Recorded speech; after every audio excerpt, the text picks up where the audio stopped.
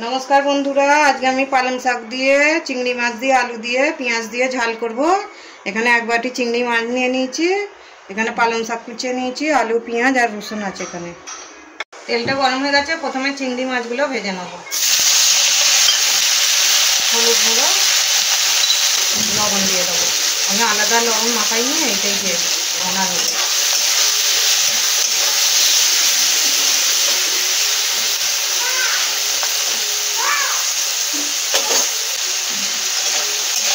চিংড়ি মাছটা ভাজা হয়ে গেছে, চিংড়ি মাছটা তুলে নেব। এই তেলেতেই পালং শাকটাও ভেজে নেব।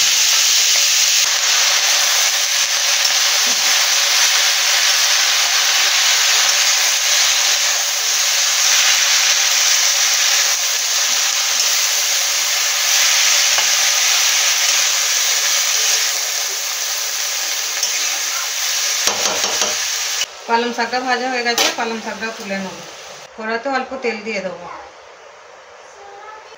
তেলটা গরম হয়ে গেছে, ফোড়নেতে কালা জিরা ফোড়ন দেবো। এখানে 5টা রসুনের কোয়া আছে, রসুনের কোয়াগুলো থেঁতো করে নিয়েছি, রসুনের কোয়াগুলো দেবো।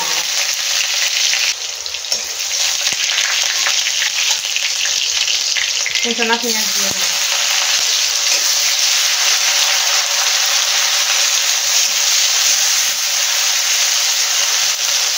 কুচনো আলুগুলো দিয়ে দেবো।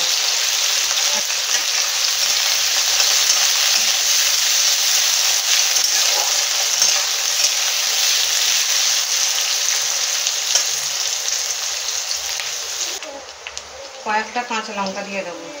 এই তরকারিটায় আমি গুঁড়ো লঙ্কা দেবো না, কাঁচা লঙ্কা হলুদ দিয়েই করবো। সিম্পল গোছের তরকারিটা হবে, কিন্তু খেতে দারুণ হয়। চিংড়ি মাছ এমনিতে যে কোনো তরকারিতেই চিংড়ি মাছ দিলে তার টেস্ট আলাদাই হয়ে যায়।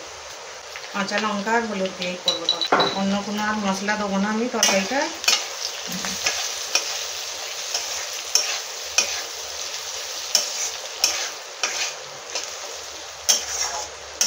হলুদ গুঁড়ো দিয়ে দিয়েছি, স্বাদ মতো লবণ দিয়ে দেবো। স্বাদ মতো লবণ দিয়ে দেবো।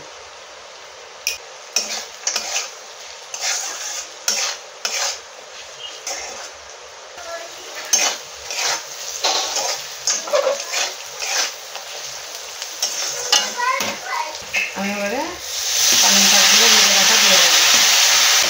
ভেজে রাখা চিংড়ি মাছগুলো দিয়ে দেবো। খুব সিম্পল একটা তরকারি, খুব তাড়াতাড়ি হয়েও যায় তরকারিটা।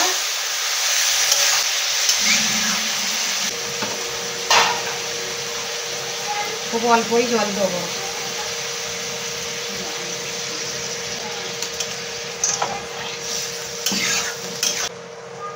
কিছুক্ষণের জন্য চাপা দিয়ে দেবো। তরকারিটা হয়ে গেছে কি একবার দেখে নেবো।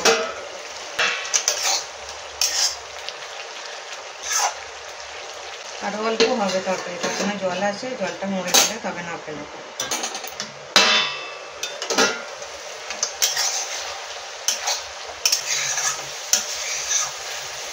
তরকারিটা আমার হয়ে গেছে, গ্যাস অফ করে দেবো। বন্ধুরা আলু দিয়ে চিংড়ি মাছ দিয়ে পালং শাক দিয়ে ঝাল আমার রেডি হয়ে গেছে। ভিডিওটা যদি ভালো লাগে লাইক কমেন্ট সাবস্ক্রাইব শেয়ার করে দেবেন।